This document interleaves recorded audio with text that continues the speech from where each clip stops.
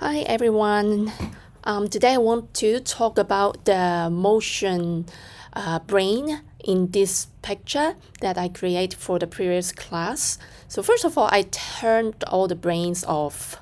And this is the picture I use. And there's another one that's basically for the brains.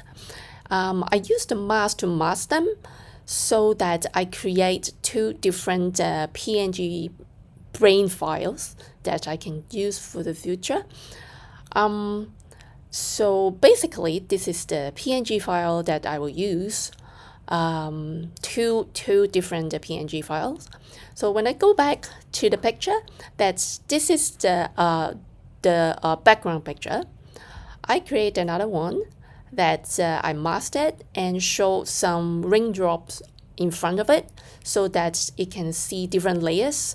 And when I put the brains there, that some of them can be behind the rain, so that you can see some different layers or different level of depth. And when you see others, I put it more on the foreground.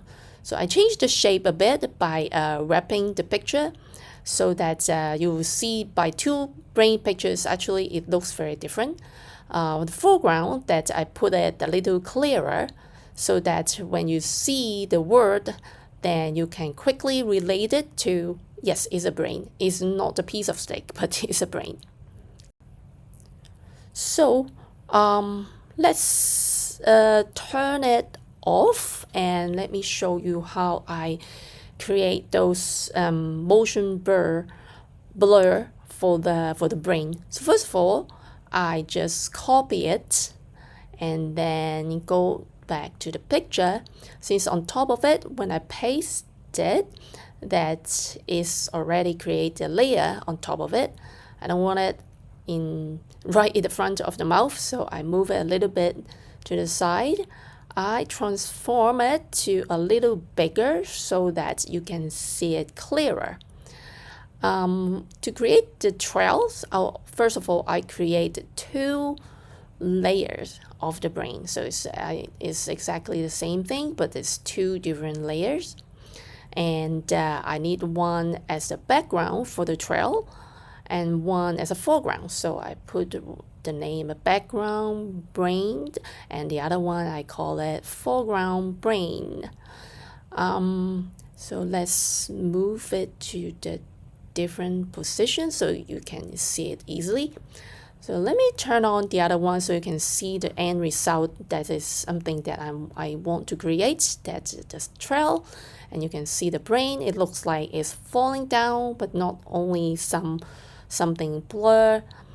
And so that for the background, I use the motion blur to make it looks like it's moving from top to bottom, and I can make it very exaggerated and I make it a little bit around 400 something pixel, so it looks like a trail, but definitely you cannot see the brain.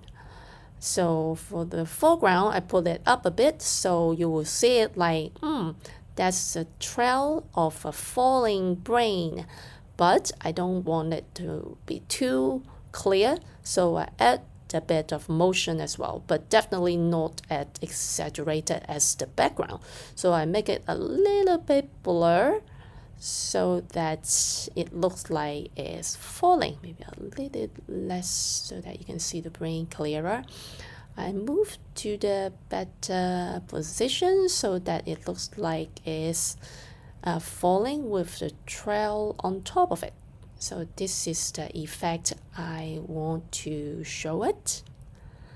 And when I turn the other one, so this one I make it clearer so that you can definitely see it's a brain. So when you see the word, you can quickly relate it that, yes, it's a brain.